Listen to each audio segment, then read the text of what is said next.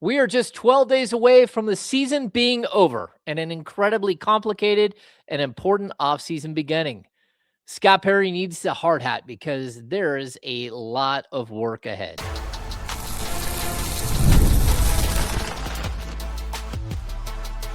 You are Locked On Kings, your daily Sacramento Kings podcast, part of the Locked On Podcast Network, your team every day. Welcome in. I am James Ham, Kings Insider for ESPN 1320, the Kings Beat, and of course, host of Locked On Kings. Today's episode is brought to you by FanDuel. During the tournament, FanDuel is offering $300 back in bonus bets every day for 10 days. Head to FanDuel.com to get started. All right, we got a ton of stuff to talk about. Again, another off day, so we're going to dive into some of the abstract once more. We're going to hit hostages or volunteers. Who are you? And do you want to be here or do you not want to be here this summer? We're going to finish up with cleaning the books. How do the Kings get to a point where they actually can make a move or two? How can they find a way to free up money because they are in cap hell? But before we get to any of that, the first question facing Scott Perry this summer is clear. The first question that we will know the answer to sooner rather than later is what exactly is going to happen to Doug Christie. The season ends on April 12th in Portland. Whether it's the 12th, the 13th, the 14th, one of those days, we probably should have some sort of determination on whether Doug Christie will be retained for another season or if he'll be like so many other head coaches that I've covered here in Sacramento and be a short timer and not be on the part of the club moving forward. It's going to be a difficult decision for Scott Perry. This has not been a good season of Kings basketball. The team is at 19-57. You can't hide from that. You can't hide from that. You can't hide from some of the other stuff as well, some of the numbers that have been put up. The Kings are 26th in the NBA in offensive rating. They're 28th in defensive rating. It has not been a good season, but look, I think that there is a lot to be discussed here. First and foremost, it feels like bringing in Doug Christie, hiring Doug Christie was a prerequisite for Scott Perry for taking this job. Now, Scott said he interviewed him and he decided that this was a path that he was comfortable going down. But at the same time, he also loaded up the coaching staff with some of his guys, Mike Woodson, Mike Miller. These are guys that have worked for Scott Perry in the past. I don't know if there's a ready-made head coach waiting, whether it's Mike Woodson or it's, Mike Miller. But either way, Scott Perry does have some of his guys there in the building. I think those guys are also going to help Scott Perry come to a conclusion about Doug Christie. Like, what was it like behind the scenes? Because while Doug is busy running around the globe coaching the team, Scott Perry's been running around the globe like looking at college prospects. So they aren't always together. They have been on the same page for much of the season. I know they have tons of conversations and everything else. I do think that they've invested time and energy into Doug Christie, but I also think that the Kings kind of need to know, is Doug Christie the guy that went 27 and 24 last season in the final 51 games and somehow survived one of the most chaotic and wild stretches in recent memory of Sacramento Kings basketball? Not only did Mike Brown get fired, 31 games into the season, but on top of that, the Kings traded their franchise player in De'Aaron Fox. They brought in more players. They made all kinds of moves. You had defecting assistant coaches, coaches walking out the door to go take other jobs. You had a coach get injured and wasn't able to be on the bench for a good portion of the season. You had an assistant general manager who walked out the door with a couple of weeks left in the season. You had a general manager that left as soon as the season was over. It was chaos.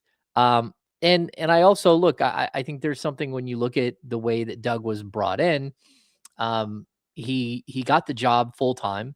It said from our friend Sam Amick, we know that Doug Christie's basically paid $2 million this year and $2 million next year.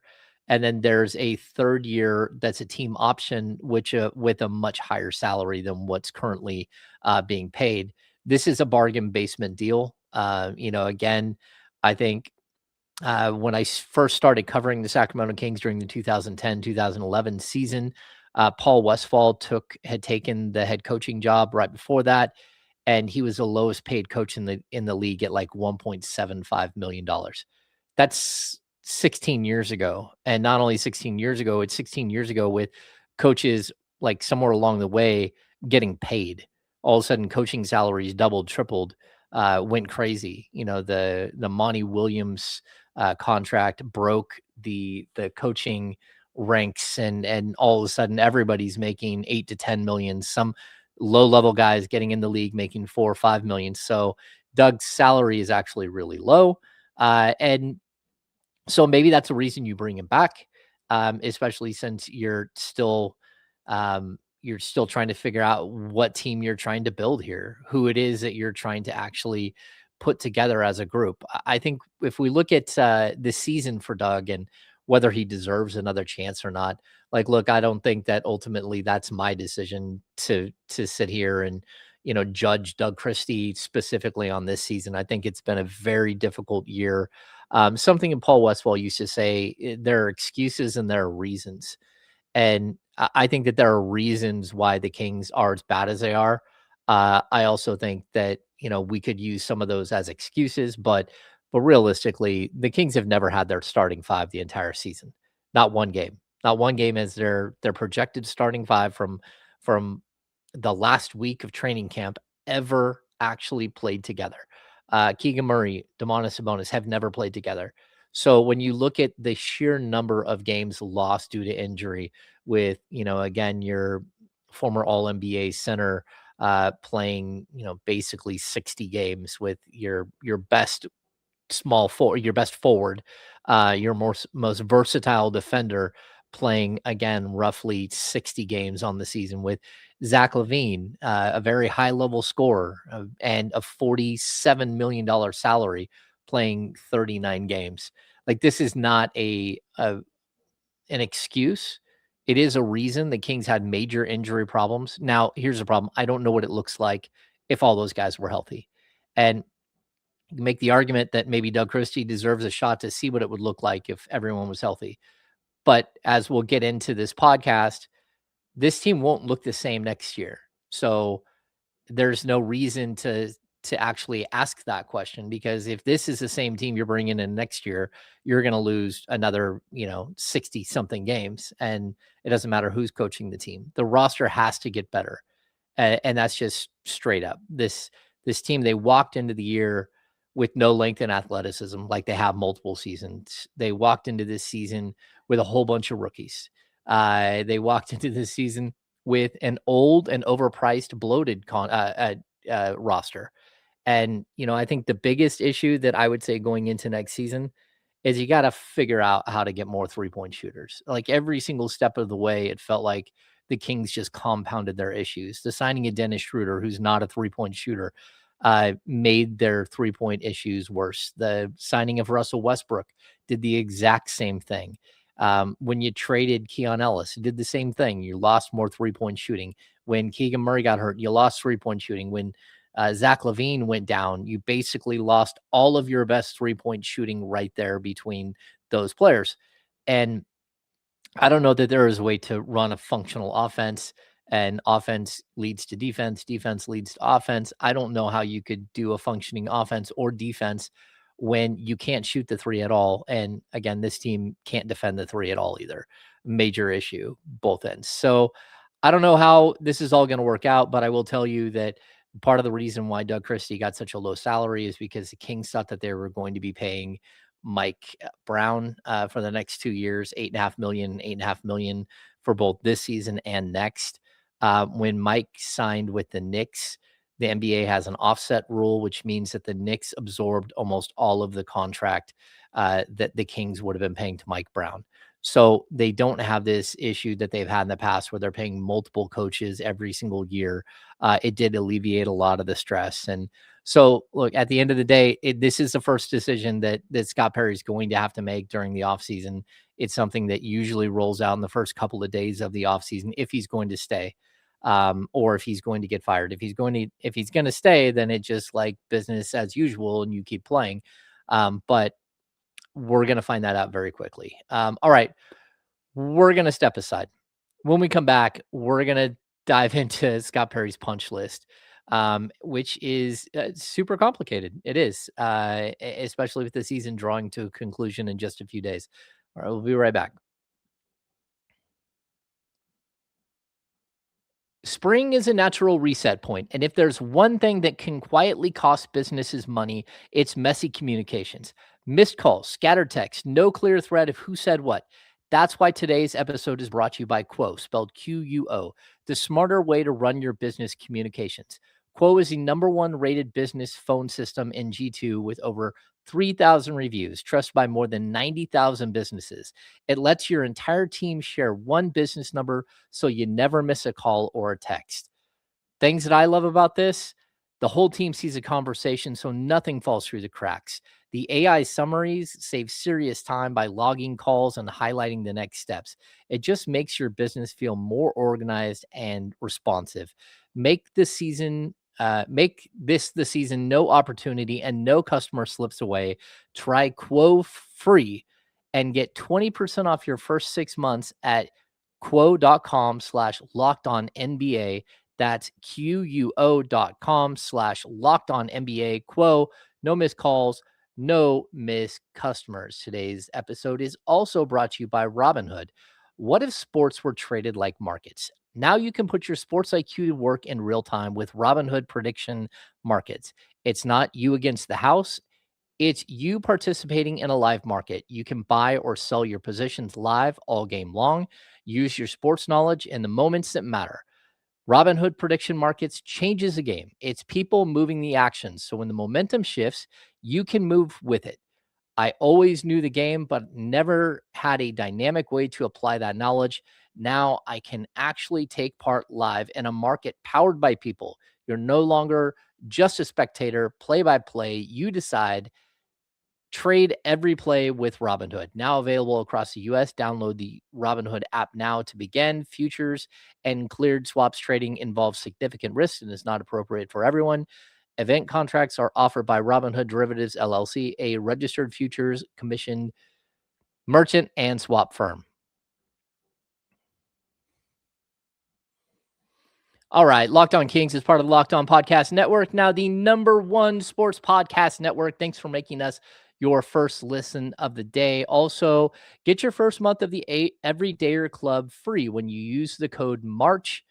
You'll unlock ad-free episodes and enter into our private. You'll get entry into our private listeners group where I will be hanging out some days. Click the link in the show notes or go to lockedonkings.supercast.com. All right, let's dive further into the mess that has been created that Scott Perry has to clean up this summer. Look, before you dive into draft strategy and all that stuff, that's coming. Trust me, it's coming. But before you do that, and you start, combing through hours and hours of high school and college footage, calling head coaches around the NCAA and trying to get the most information you can about pro prospects. The Kings have already been doing a lot of that. But the first couple of days after the season, which we're careening towards, April 12th will be here in the blink of an eye. Again, we're roughly 12 days away from the end of the season. And in that 12-day stretch, there's 6 games. So we're going to be doing game coverage and all that stuff. This is just sort of a primer to get you ready. But we're going to have exit interviews, and that is going to be so crucial for Scott Perry. The exit interviews are important because, #1, you can sit here and you can talk to your young players and you can see what they think of the veteran leadership. You can talk to the veterans and see what they think of the young players. You can see what both of those groups think of the coaching staff, how things went behind the scenes, the training staff, all of it. You have this incredible valuable piece that you do at the end of every season. And that is you sit down with each player and you just have really, really honest and long conversations. Sometimes it's good, sometimes it's not. And I will tell you straight up, Scott Perry has said this line so many times this season in his first season back with the Kings. And that is, are you a volunteer or are you a hostage? And that is going to be something that if I'm Scott Perry, I ask each individual player. I look them in the eye and I ask them that question.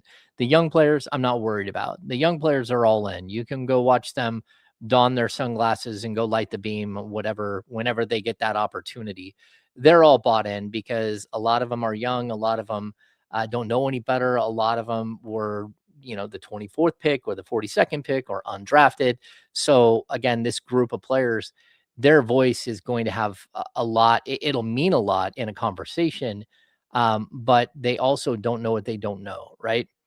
This question, are you a volunteer? Are you a hostage? That is aimed directly at the veterans of this team. There are players on this team that do not want to be here.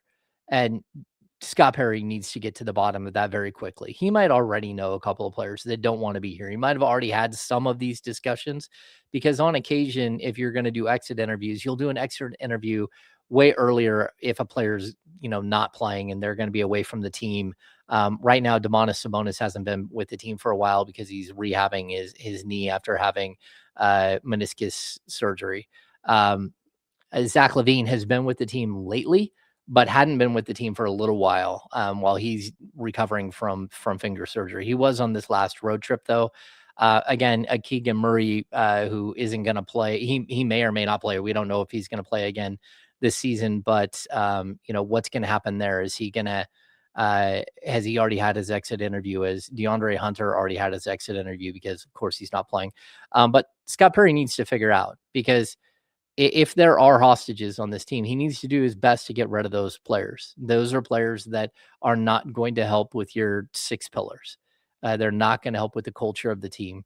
They're players that have already shown that they don't want to be here, and it's better for everybody if they move on. I'd also make the case that, look, this team, it needs some sort of escape plan. We'll get into the financials in just a minute, but this is really, really grim. Like, it is very grim where the Kings are at because you walk into this season, not only did you have an old roster, but you didn't have the length and athleticism or the three-point shooting that you need. You don't have a point guard of the future. You don't have very specific positions, but you're also like a bloated salary cap team. And that's not good, especially, I don't expect Vivek Ranadive and his ownership group to pay the luxury tax for a bad team, a team that's going to win 19 or 20 games. That's not something I think is wise or fiscally responsible. So they're going to have to look really, really closely at this group and say, okay, is there a way?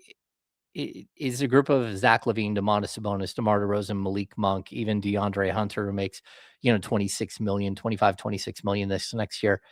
That's who eats up the bulk of your contracts. Is there a way to move on from one of these guys? Is there one or two of these guys that don't want to be here? And can you find that out and during your exit interviews? So once Scott Perry gets done with this exercise of sitting every player down, he needs to roadmap this offseason. Again, the NBA draft lottery is just around the corner. It's in early May. The combine is the next day. It starts the day after the lottery in Chicago. So you're going to get your hands on a bunch of players and really get to talk and, do the interview process and watch them play up close and personal. You'll see all their measurements, all that stuff, but also you have all of this stuff that has to happen before you even get to that. And you really do need to roadmap this offseason because you can't walk back into next year with the same group. This is not a good team. It's not going to be a better team next year. It can be slightly better, but we're not expecting this team to take a leap and get back into the 40+ win range, even if they do land a top tier draft pick. So really, really difficult stuff to talk about here with the Kings. But, how do they attack this? How do they find their point guard of the future? How do they find more 3-point shooting at different locations on the floor? How do you avoid the luxury tax? This is where Scott Perry is going to have to do a ton of work to sort of get the ball rolling the right way. There's no easy solutions. Again, this team it's old, it's expensive, and it's bad. It's the worst combination that you can possibly have. They've got to find a way to clean up one or two of those specific aspects. And we'll dive into one of those next, which is, man, how do you fix this salary situation?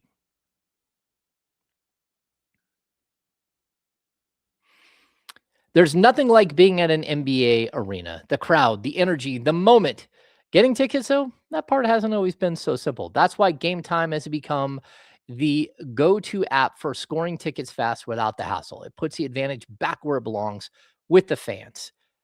I love seeing the all-in pricing up front.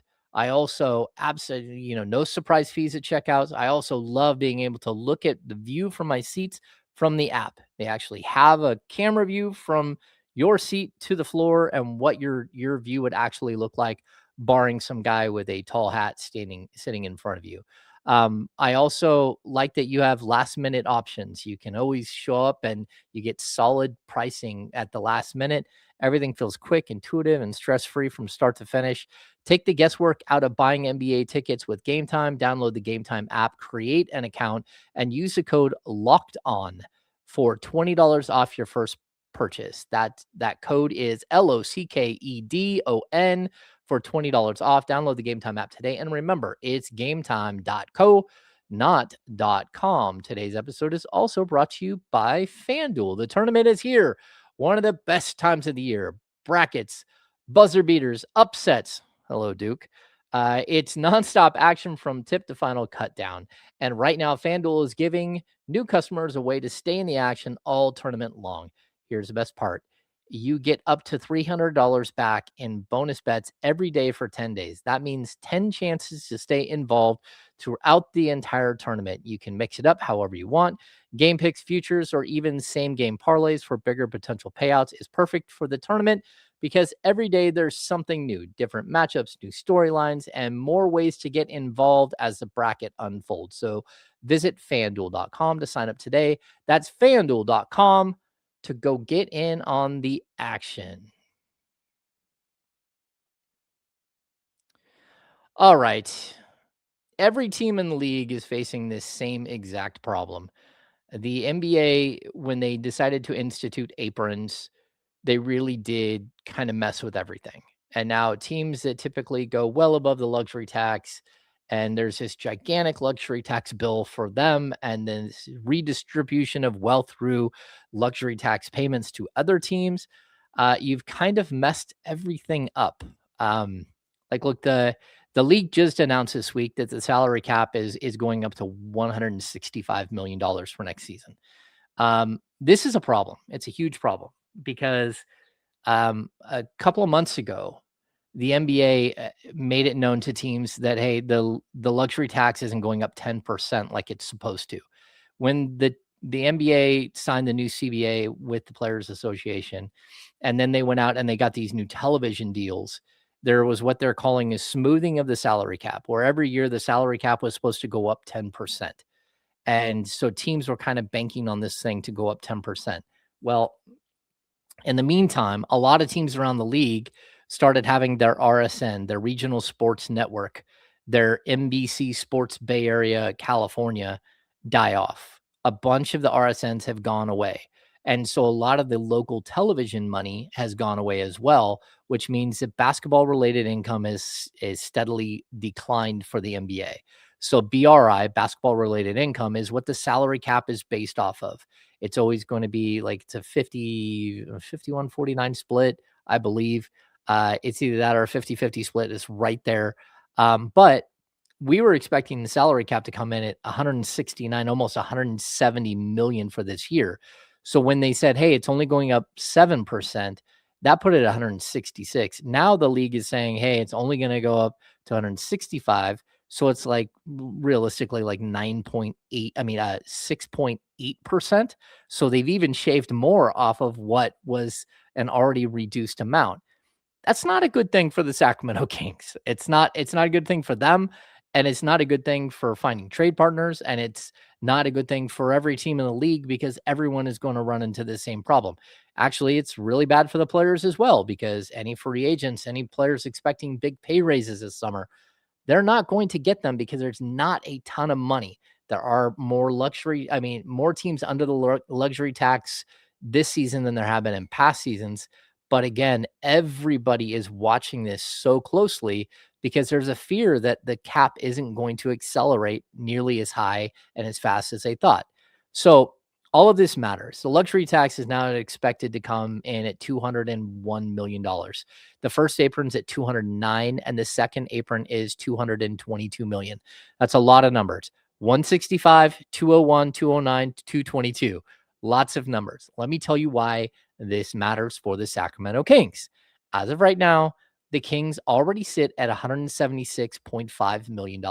They're already $11.5 million over the regular standard salary cap. They are roughly 24 million under the luxury tax. And you think, okay, 24 million, I can work with that.